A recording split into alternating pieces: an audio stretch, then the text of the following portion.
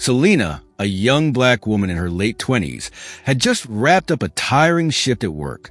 It was a bustling Saturday evening, and the city parking area near the shopping mall was crammed with vehicles. After driving around for a while, she finally spotted an empty space close to the entrance. With a relieved sigh, she parked her car, carefully aligning it between the lines. Just as Selena reached for her bag to exit, a screech of tires startled her. A white SUV sped into the adjacent spot, stopping alarmingly close to her car. Her head snapped up to a middle-aged white man glaring at her from the driver's seat. His flushed face and tight grip on the steering wheel radiated anger. The man rolled down his window and pointed at her sharply. "That was my spot," he barked, his voice dripping with frustration. Selena, slightly taken aback by the aggressive tone, tried to remain composed. "I'm sorry," she replied firmly but politely. "I didn't see anyone waiting." The man slammed his car door shut and strode toward her, blocking her exit. His piercing gaze and furrowed brows were filled with disdain. "Don't give me excuses," he sneered. "You people are always so entitled, pretending you don't see what's right in front of you." Selena felt her heart race. The insinuation in his words was painfully familiar. She inhaled deeply to steady herself, unwilling to let his hostility provoke her. "Look, I truly didn't see anyone waiting for the spot," she said, her tone calm but resolute. But her attempt to diffuse the tension only fueled his anger. The man crossed his arms, towering over her car. "Of course you did," he spat, his voice dripping with mockery. "You people never pay attention to anyone else, always acting like the world revolves around you." Selena clenched the steering wheel, her knuckles whitening. She wanted to leave, but the man's intimidating stance left her feeling trapped. Nearby shoppers began to slow down, their curious glances adding to her discomfort. Despite her growing unease, Selena kept her voice steady. "This isn't worth arguing over. Let's move on with evening," she suggested. Her words seemed to strike a nerve. The man stepped closer, his finger jabbing toward her chest. "Who do you think you are to talk to me like that?" he snarled. "I'm sick of your kind, thinking you can do whatever you please." His harsh words stung deeply, cutting to the core of her dignity. Selena gritted her teeth, determined not to show the anger bubbling inside. She had encountered prejudice before, but this man's provoked hostility felt particularly venomous. Her instinct told her to de-escalate the situation, so she began to step back toward her car. But before she could move, his hand struck her face with a resounding slap. The sudden sharp blow sent her head reeling, her cheek burning from the impact. Selena stood frozen for a moment, trying to regain her balance. Around them, murmurs rippled through the crowd as the bystanders watched in stunned silence. Without thinking, Selena's hand shot up, delivering a swift slap to his cheek in return. Her retaliation wasn't about revenge. It was an instinctive response to defend herself and reclaim her pride. The man staggered backward, his eyes wide with shock and disbelief. His hand flew to his face, his expression a mixture of outrage and humiliation. "How dare you?" he bellowed, his voice seething with rage. "Who do you think you are?" Selena stood her ground, her hands still trembling from the impact, her eyes locked with his unwavering. "I won't let you treat me like I don't matter," she said firmly, her voice steady despite the turmoil inside. By now, a small crowd had gathered, some pulling out their phones to record the escalating scene. The man's fury only grew as he realized he had become the center of attention. He turned away from Selena, storming back to his SUV, but not before throwing her a venomous glare. Selena took a deep breath, her body still shaking from the encounter. She decided to head into the shopping mall to regain her composure and finish her errands. But as she approached her car after gathering her essentials, her heart sank. Deep scratches marred the side of her vehicle, the deliberate handiwork of someone seeking petty revenge. Frustration and anger welled up inside her as she stared at the damage. The car wasn't new or expensive, but it was hers, a symbol of her hard work and independence. She didn't need to guess who had done it. The man's SUV was still parked nearby, its driver smirking smugly from inside.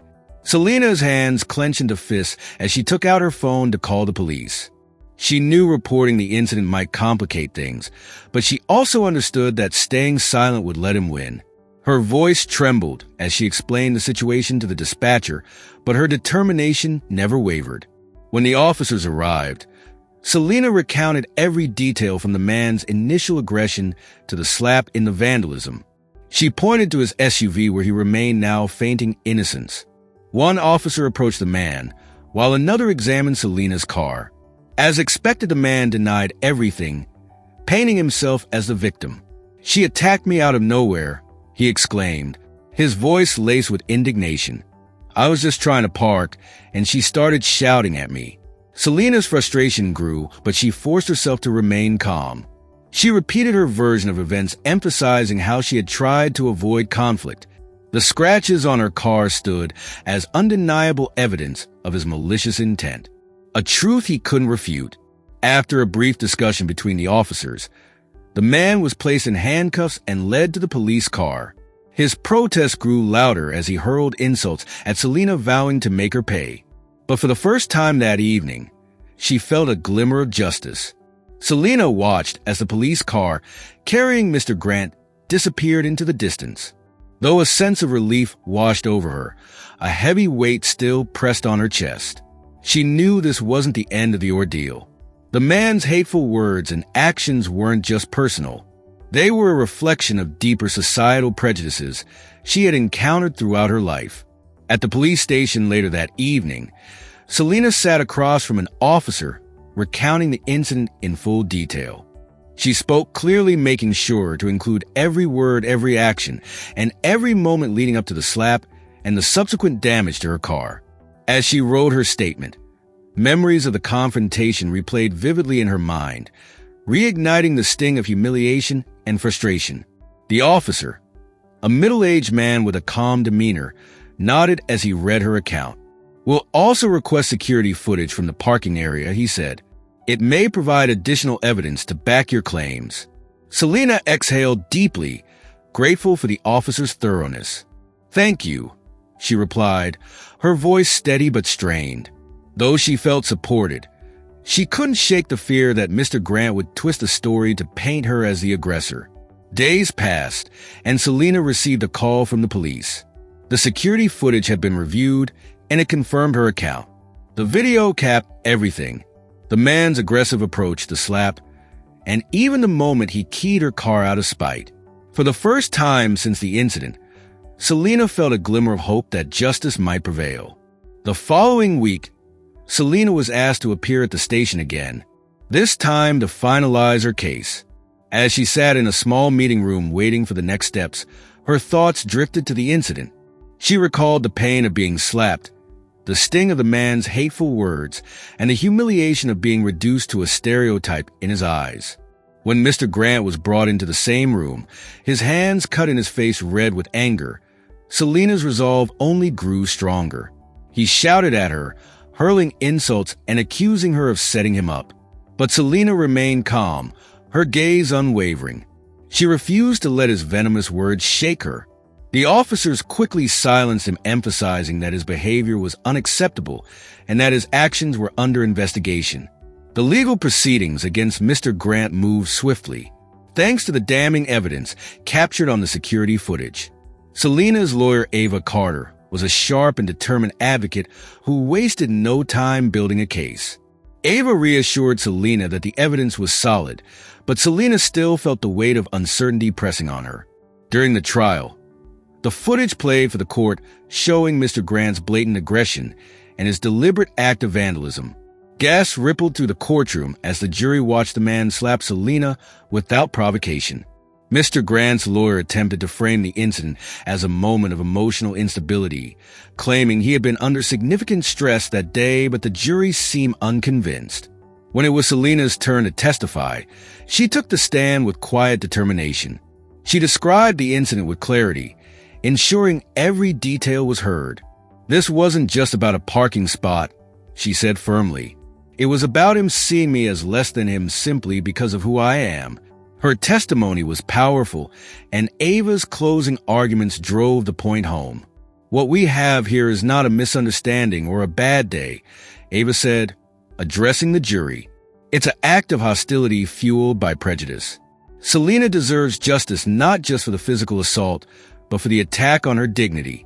After what felt like an eternity, the jury returned with their verdict: guilty on charges of assault and property damage. Selena exhaled, her heart pounding with a mix of relief and exhaustion. Justice had been served, but the scars of the incident remained fresh. As she left the courthouse, a woman approached her, taking her hand. "You're incredibly brave," the woman said softly. "What you did will inspire others to stand up to." Selena smiled, a faint but genuine smile. Though she knew this was just one battle and a larger fight against prejudice, she felt a renewed sense of purpose. Her voice had been heard, and she hoped it would encourage others to speak out as well.